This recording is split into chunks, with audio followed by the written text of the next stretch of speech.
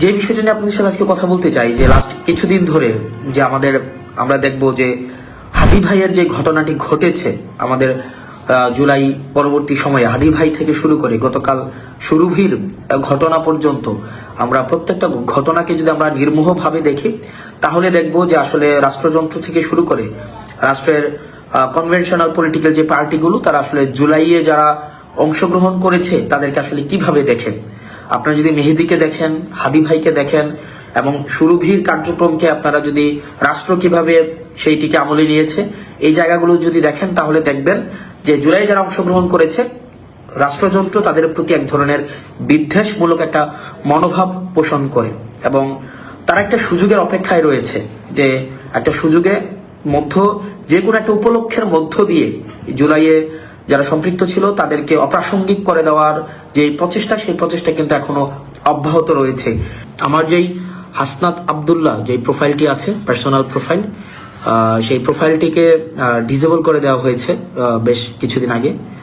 আমি এই প্রোফাইলে এই পেজ থেকে আমি এখন থেকে নিয়মিত অ্যাক্টিভ হব এই পেজ থেকে।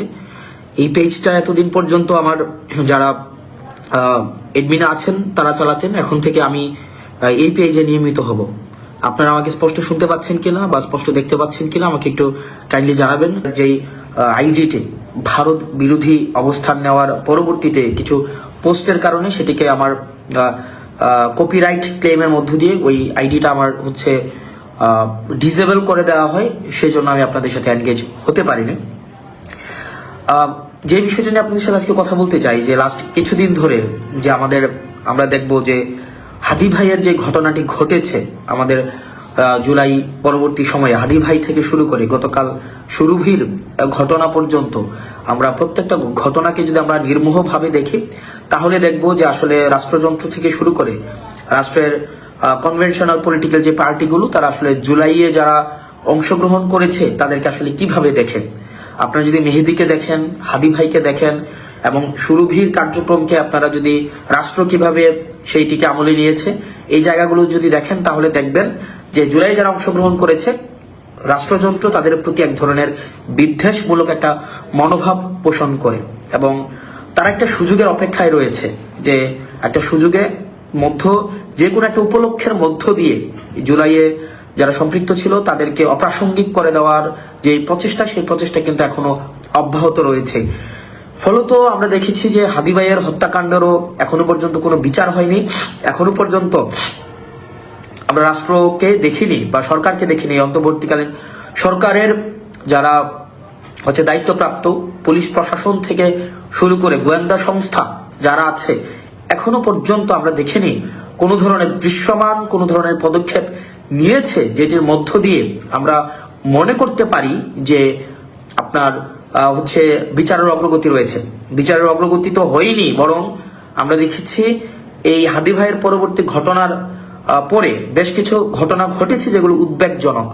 মেহেদীর ঘটনা, হবিগঞ্জের সুরভির ঘটনা, সেখানে আমরা দেখেছি আইন শৃঙ্খলা বাহিনীকে জুলাইয়ে যারা অংশগ্রহণ করেছে তাদের বিরুদ্ধে অবস্থান নিতে। বলে রাখা ভালো এক্ষেত্রে আমরা দেখেছি যে হাদি ভাই যেদিন শাহাদাত বরণ করেন সেদিন সাংবাদিক ইলিয়াসের আইডিটি এই অন্তর্বর্তীকালীন সরকার মেটা থেকে নামিয়ে দেন। অর্থাৎ মেটাকে এই সরকার যদি চায় তাহলে সাংবাদিক ইলিয়াসকে অ্যানার্কিস্ট হিসাবে বিবেচনা করে তার আইডিটি মেটা থেকে সরিয়ে দেওয়া হয়, ফেসবুক থেকে সরিয়ে দেওয়া হয় এবং সরকার চেয়েছে এবং সেটি পেরেছে। কিন্তু সরকারের কাছে প্রশ্ন, গত 1.5 বছর যাবত আওয়ামী লীগ সম্পৃক্ত যে আইডিগুলো আছে যারা সোশ্যাল মিডিয়াতে সোশ্যালি অ্যানার্কি তৈরি করছে সেই আইডির বিরুদ্ধে আপনারা এখনো পর্যন্ত কোনো ব্যবস্থা নেননি। তাহলে সেটা স্পষ্ট হয়েছে আপনারা চাননি, এই কারণে ব্যবস্থা নিতে পারেননি। আপনারা চেয়েছেন সাংবাদিক ইলিয়াসের আইডি আপনারা নষ্ট করে দিবেন, আপনারা সোশ্যাল মিডিয়া থেকে নামিয়ে ফেলবেন, আপনারা চেয়েছেন এবং আপনারা সেটি সক্ষম হয়েছেন। তাহলে আপনাদের কাছে আমার প্রশ্ন, এখনো পর্যন্ত যারা আওয়ামী লীগ পেজ থেকে জুলাই অভ্যুত্থানে যারা অংশগ্রহণ করেছে এবং পরবর্তীতে এই অন্তর্বর্তীকালীন সরকারের বিরুদ্ধে লাগাতার যে ধরনের চরিত্র হনন করেছে, যেভাবে প্রপাগান্ডা ছড়িয়েছে সেটির বিরুদ্ধে কিন্তু আপনারা কোনো ব্যবস্থা নেননি। আপনারা এই কারণে ব্যবস্থা নেননি কারণ আপনারা চাননি। পরবর্তীতে আপনারা দেখবেন গত সপ্তাহর বা তার বেশি সময় ধরে আমাদের দেশের ব্যবসায়িকদের আচরণ, আমাদের দেশের মিডিয়ার আচরণ, আমাদের দেশের প্রশাসনের আচরণ, এই তিনটার যে একটা আনহোলি নেক্সাস হাসিনার সময় আমরা দেখেছি। হাসিনাকে কাল্ট বানানোর ক্ষেত্রে মিডিয়াকে আমরা দেখেছি যে একটা হাসিনার যে সেবাদাস হতে মিডিয়া ইচ্ছাকৃতভাবে অনিচ্ছাকৃতভাবে তৈলমর্ধনের মধ্য দিয়ে আমরা দেখেছি হাসিনাকে কাল্ট বানিয়েছে। একই সাথে সাথে আমরা ব্যবসায়িক কমিউনিটিকে দেখেছি যে কিভাবে হচ্ছে হাসিনাকে বারবার আমরা, যেমন আপনি দেখবেন যে সমকালের আবুল কালাম আজাদ, একে আজাদ নামে পরিচিত, চ্যানেল 24 এর, আমরা দেখেছি 2 আগস্ট উনি বলেছেন হাসিনা সরকার বারবার দরকার এবং আমরা আপনার হাতকে শক্তিশালী করব। এবং আজকে গতকাল আমরা দেখলাম যে জনাব তারেক জিয়ার সাথে ব্যবসায়ীদের যাদের হচ্ছে হ্যান্ডশেক হয়েছে, খুবই একটা হচ্ছে উষ্ণ অভ্যর্থনা তারেক জিয়াকে যেই ব্যবসায়ীরা দিয়েছেন, এই ব্যবসায়ীদের পরিচালিত মিডিয়াগুলাই গত 1.5 দশকের বেশি সময়ে আপনার তারেক জিয়ার যে নেতাকর্মীরা দেশে গুম হয়েছে, খুন হয়েছে, নির্যাতিত হয়েছে, নিপীড়িত হয়েছে, তাদের বৈধতা উৎপাদন করেছে এই ব্যবসায়ীদের পরিচালিত মিডিয়ার দ্বারা। কি আইরনি, ভাগ্যের কে নির্মম পরিহাস। আজকে জনাব তারেক জিয়া তাদের যেই নেতাকর্মী রয়েছে যারা গুম হয়েছে, আহত হয়েছে, নির্যাতিত হয়েছে, নিপীড়িত হয়েছে, তাদের রক্তের উপরে দাঁড়িয়ে তাদের হত্যাকাণ্ডের, তাদের গুমের, তাদের নির্যাতনের, তাদের নিপীড়নের যেসব মিডিয়া বৈধতা উৎপাদন করেছে সেসব মিডিয়া মালিকদেরকে একদম উষ্ণ অভ্যর্থনা জানাচ্ছেন। আসলে আমরা বিএনপিকে এই জায়গায় আপনি দেখবেন যে বিএনপির আমি আমার এলাকার কথাই বলতে পারি যে যারা গত 1.5 দশকের বেশি সময় ধরে যারা রাস্তায় শ্রম দিয়েছে, ঘাম দিয়েছে, রাস্তায় হচ্ছে হরতাল সফল করার জন্য রাস্তায় নেমে এসছে, তাদেরকে আমরা দেখেছি এখন কিভাবে হচ্ছে অপাঙ্ক্তেয় ঘোষণা করা হয়েছে, তাদেরকে কিভাবে হচ্ছে বিএনপি থেকে মাইনাস করা হচ্ছে। অথচ আমরা দেখছি 5 আগস্টের পরবর্তী সময়ে যারা বিএনপিকে একটা রাজনৈতিক দল হিসেবে বিবেচনা করেছে, বিএনপিকে যারা হত্যাযোগ্য করে তুলেছে, যেসব মিডিয়া বিএনপিকে আগুন সন্ত্রাস হিসেবে বিবেচনা করেছে, সময় টেলিভিশন এবং 71 টেলিভিশনের মতো টেলিভিশনের মালিকদেরকে আমরা যখন দেখি জনাব তারেক যে উষ্ণ অভ্যর্থনা দিচ্ছেন, সেটি আসলে আমি কিভাবে নেই সেটা মুখ্য না। বিএনপির নেতাকর্মীরা যারা দীর্ঘ 1.5 দশকের বেশি সময় ধরে যারা এই গণতন্ত্রের জন্য লড়াই সংগ্রাম করেছে, তারা কিভাবে নেয় আসলে সেটি প্রশ্নবিদ্ধ।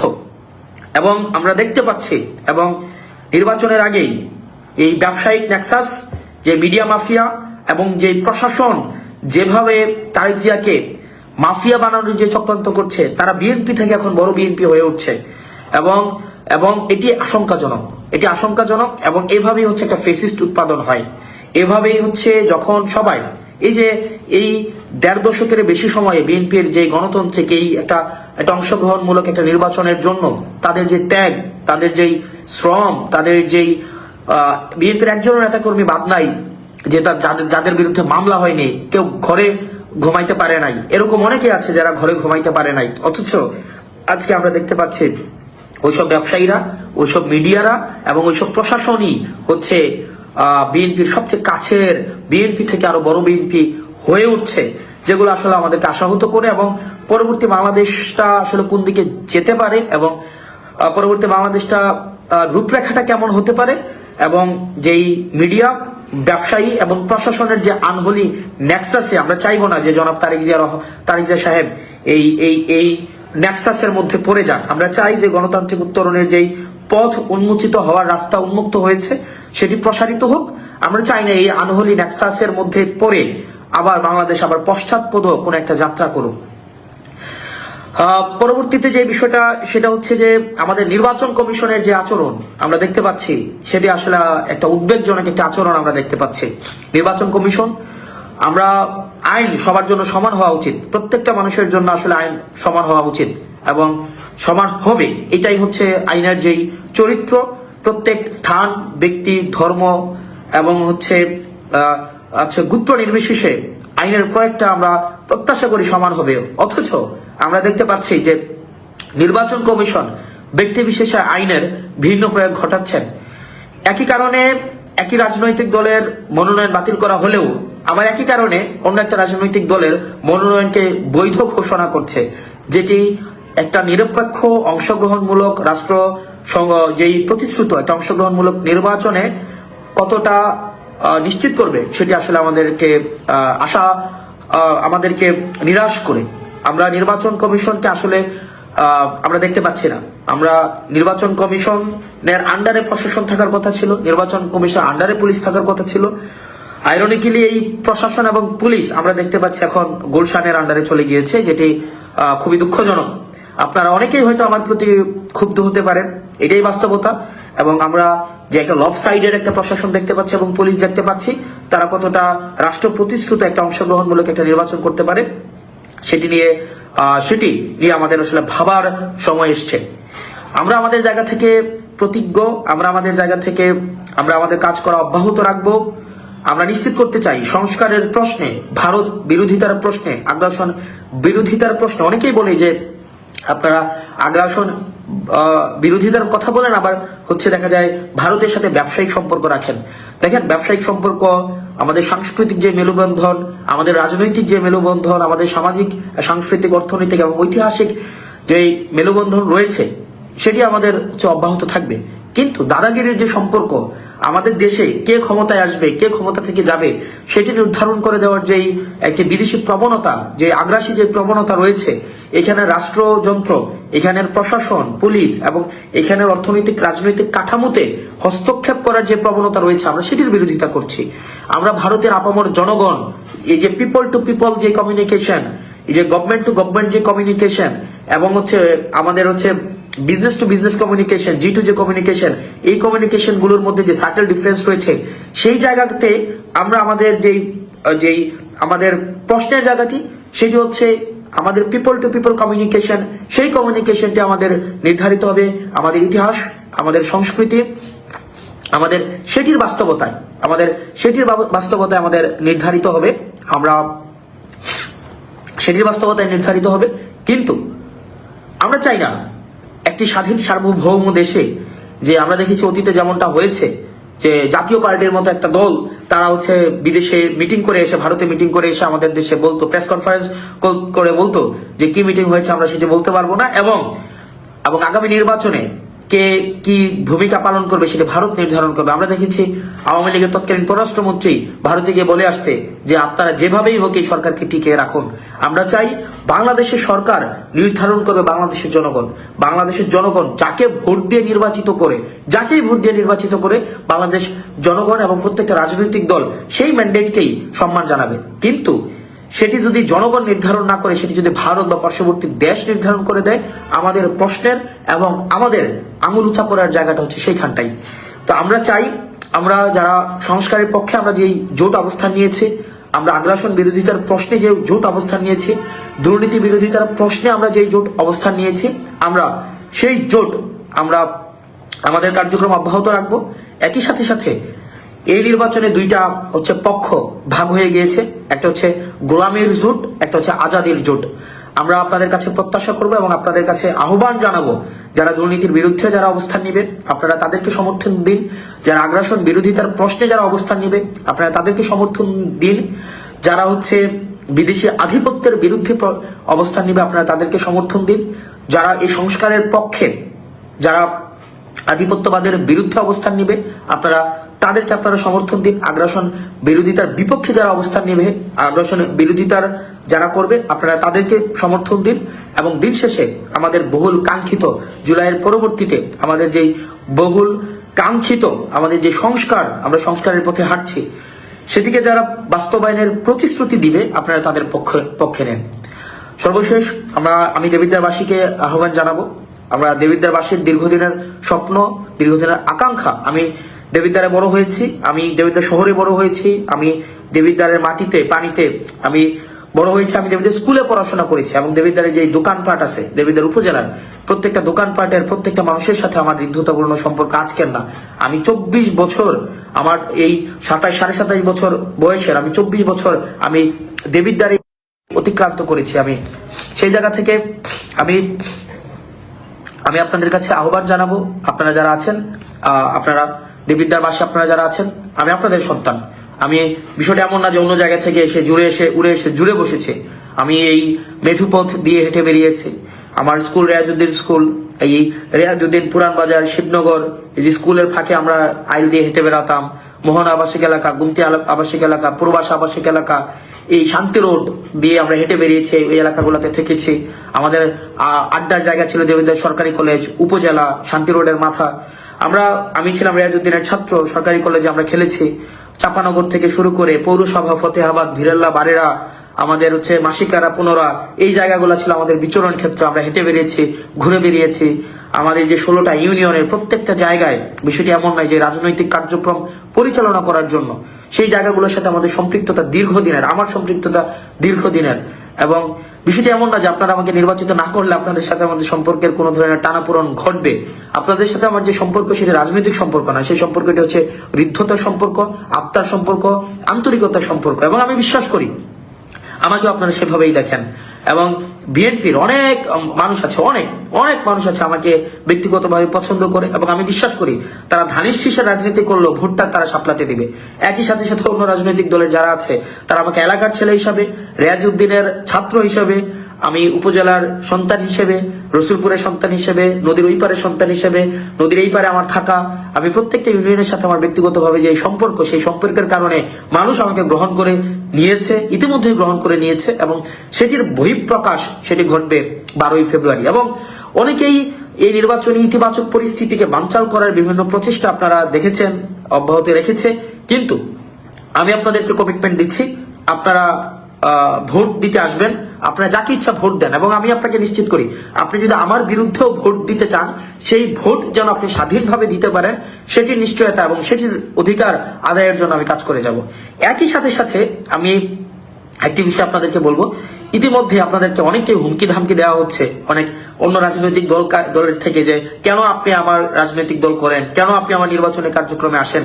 দেখেন, এটা হচ্ছে সবচেয়ে নিচু মনের পরিচয়। এর থেকে নিচু মনের পরিচয় আর পৃথিবীতে কিছুই হইতে পারে না, হুমকি ধামকি দেওয়া। অর্থাৎ আপনার যদি আমি আপনাকে ফোন দিয়ে বলতেই হয় যে কেন আপনি অন্য রাজনৈতিক দলে গেলেন, এর থেকে নিজেকে ছোট করা, এর থেকে আর কিছুই হইতে পারে না। আমি দেবিদ্বারবাসীকে আহ্বান জানাবো, দলমত নির্বিশেষে আপনি নানা মতের হইতে পারেন, নানা পথের হইতে পারেন, আপনি নানা পেশার হইতে পারেন, নানা বর্ণের হইতে পারেন, আমি আপনার সন্তান, আমি আপনাদেরকে নিয়ে আমি নির্বাচন করতে চাই এবং আপনাদের ভোটেই আমি নির্বাচিত হইতে চাই। আমি কোনো আমার শুধুমাত্র আমার দলীয় নেতা কর্মীর ভোটেই শুধুমাত্র আমি নির্বাচিত হবে, বিষয়টা এমন না। আমি চাই আমার মায়েরা, আমার বোনেরা, আমার দেবিদ্বারের, আমার স্কুলের বড় ভাইয়েরা, আমার রেয়াজউদ্দিনের বড় ভাইয়েরা, আপনারা যারা আছেন, এবং আমার প্রবাসী, আমার বাবার বন্ধুরা যারা প্রবাসী আছেন, সৌদি আরব, দুবাই, ওমান, কাতার, বাহরাইন, আপনারা যারা আছেন প্রবাসী রেমিটেন্স যোদ্ধা, বাংলাদেশ দেবিদ্বারের অধিকাংশই হচ্ছে রেমিটেন্স যোদ্ধা, আপনারা যারা আছেন, যারা নানা বর্গের মানুষ, যারা বিভিন্ন পেশা শ্রেণী পেশার সাথে যুক্ত, যারা রাজমিস্ত্রি, কাঠমিস্ত্রি, ব্যবসায়ী, শ্রমিক, পেশাজীবী, তারপরে যারা সবজি বেচেন, মাছ বিক্রি করেন, সংসার চালান, যারা চাকরিজীবী, যারা শ্রমজীবী, যারা সিএনজি ড্রাইভার আছেন, যারা মোটরযান শ্রমিকের কর্মচারী কর্মকর্তা আছেন, আমি সবার ভোট প্রত্যাশী। আমি আপনাদের কাছে চাঁদা নিতে কোনোদিন, আমি গত 1.5 বছরে যাই নাই, কোনোদিন যাবও না। গত 1.5 বছরে চাঁদা কারা আপনাদের কাছে নিতে গিয়েছে আপনারা তাদেরকে দেখেছেন, এবং তাদের তাদের কিন্তু ভয় পেয়ে গিয়েছে। এবং ইতিমধ্যে আপনারা তাদেরকে বলতে শুনবেন যে আমরা গত 1.5 বছরে চাঁদার কারণে আমাদের ভোট কমে যাচ্ছে, কিন্তু আমরা কারো কাছে 100 টাকার জন্য যাই নাই, কিন্তু আমরা ভোট পাওয়ার জন্য আপনাদের কাছে আমরা ভিক্ষা চাইব প্রয়োজনে। এবং দেবিদ্বারের আপনারা যারা চাকরি করেন, যারা বিভিন্ন বিশ্ববিদ্যালয়ে পড়াশোনা করেন, যারা ইঞ্জিনিয়ারিং এ পড়াশোনা করেন, মেডিকেলে পড়াশোনা করেন, যারা এবার প্রথমবার আপনারা ভোট দিবেন, আমি বিশ্বাস করি আপনারা আবার ভোট তাকেই দিবেন যাকে আপনারা জবাবদিহিতার মধ্যে নিয়ে আসতে পারবেন। আপনারা নিশ্চয়ই এমন কাউকে ভোট দিবেন না যাকে আপনি জবাবদিহিতার মধ্যে রাখতে পারবেন না। আমি আপনাদেরকে উদাত্ত আহ্বান জানাবো, আপনারা আমাকে সমর্থন দিয়ে, আমার পাশে দাঁড়িয়ে, সকল শ্রেণী পেশার মানুষ, আপনারা দেবিদ্বারকে কাঙ্ক্ষিত পরিবর্তনের, যেই আমরা যে দেবিদ্বারকে পরিবর্তন চাই, যে গুণগত পরিবর্তন, যেই অবকাঠামোগত পরিবর্তন, শিক্ষার পরিবর্তন, আমাদের সাংস্কৃতিক যেই ইতিবাচক পরিবর্তন আমরা যেটি চাই, সেই পরিবর্তনের আপনি অংশগ্রহণ করুন। এবং ইতিমধ্যে বিশ্ববিদ্যালয়ের বিভিন্ন শিক্ষক, বিদেশি বিভিন্ন ইউনিভার্সিটি শিক্ষক আমাদের পলিসি মেকিং এ যুক্ত হচ্ছেন, আমাদের পিয়ার ক্যাম্পেইনে যুক্ত হচ্ছেন, রেমিটেন্স যোদ্ধারা আমাদের সাথে যুক্ত হচ্ছেন, নানা শ্রেণী পেশার মানুষ আমাদের সাথে যুক্ত হচ্ছেন, যেটি আমাদের কর্মস্পৃহাকে আরো বেশি আমাদের শক্তিশালী করছে। তো আমরা আমরা প্রতিনিয়ত আমাদের আগ্রহ আকাঙ্ক্ষা আমাদের বৃদ্ধি পাচ্ছে। আমাদের সাথে যারা আছেন, আপনারা দেখবেন কারা আমাদের সাথে আছে। সমাজে শিক্ষিত, মার্জিত, ভদ্র, যারা ইতিবাচক পরিবর্তন চায়, বিভিন্ন নানা শ্রেণী পেশার মানুষ রেমিটেন্স যুদ্ধে আমাদের পাশে আছে।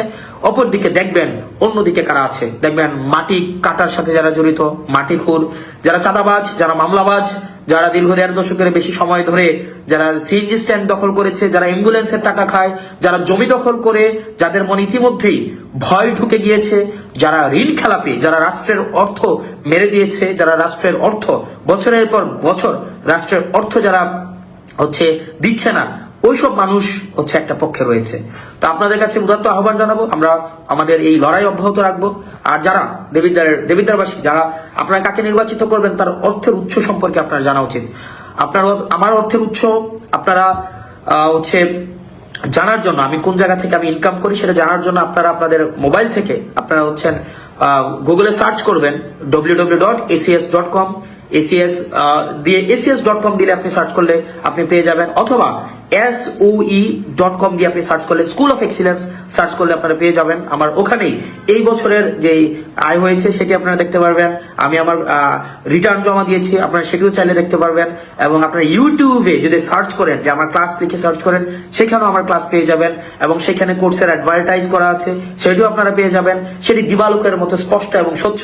তবে একটা অংশ লিখতেও পারে না, একটা অংশ আছে যারা 2 লাইন বাংলাও লিখতে পারে না, 2 লাইন ইংরেজিও লিখতে পারে না, তারা অবশ্যই এগুলো দেখতে পারবে না। কারণ তারা জীবিকা নির্বাহ করে নদীর মাটি কেটে, যারা জীবিকা প্রত্যেকদিন বর্ডারে যায় ইয়াবা সেবন করতে, এবং নেতার সাথে বসে যারা মাদক সেবন করে, এদের এই যে একটা বুদ্ধিবৃত্তিক যে যতটুকু প্রয়োজন, যে এটা বোঝার জন্য, এটা একটা পেজ ইংরেজিতে পড়ার জন্য যতটুকু সামর্থ্যের প্রয়োজন, তাদের নেতাকর্মীদের এই জায়গাটা নেই।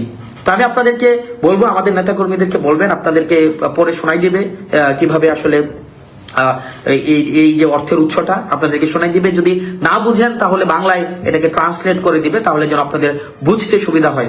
এবং এখানে আপনারা যারা আছেন, কাঁচা বাজার দখল করেছেন, যারা নিজের পেশা নাই, নিজের নির্দিষ্ট কোনো পেশা নাই, যাদের পেশাই আরেকজনের জমি দখল করা, যারা তাদেরকে দেবিদ্বারবাসী আবার প্রতিহত করবে, দেবিদ্বারবাসী প্রতিহত করবে। এবং মাথায় রাখুন, আপনার দল আপনাকে প্রতিহত করবে।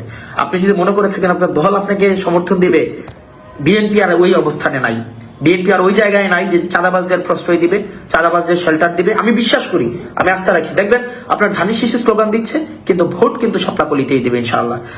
দেবিদ্বারবাসী ভালো থাকবেন, সুস্থ থাকবেন। আগামীকাল সকাল থেকে আপনাদের সাথে, আগামীকাল মানে আজ সকাল থেকে আপনাদের সাথে দেখা হবে। আমাদের বারেরা সরকার বাড়ি মসজিদে সকালে ফজর নামাজ পড়বো, আপনাদের সাথে দেখা হবে। আপনারা সুস্থ থাকুন, ভালো থাকুন। এবং আজকে আমি ওই আইডি ফেরত পাওয়া পর্যন্ত, আমার ওই প্রোফাইল ফেরত আসা পর্যন্ত, আমি এই প্রোফাইল থেকেই আমি রেগুলার আপনাদের সাথে সংযুক্ত হব। আপনারা এটিকে শেয়ার দিয়ে মানুষের সাথে আপনারা যুক্ত করে দিন। এবং আমি প্রতিশ্রুতি দিচ্ছি, আমাদের যে দুর্নীতির বিরুদ্ধে যে আমাদের অবস্থান, এবং আগ্রাসনবাদের বিরুদ্ধে যে আমাদের অবস্থান, সংসারের পক্ষে যে আমাদের অবস্থান, সেটি আমাদের অটুট এবং দৃঢ় থাকবে ইনশাআল্লাহ। আপনারা ভালো থাকবেন, সুস্থ থাকবেন। আসসালামু আলাইকুম ওয়া রাহমাতুল্লাহ।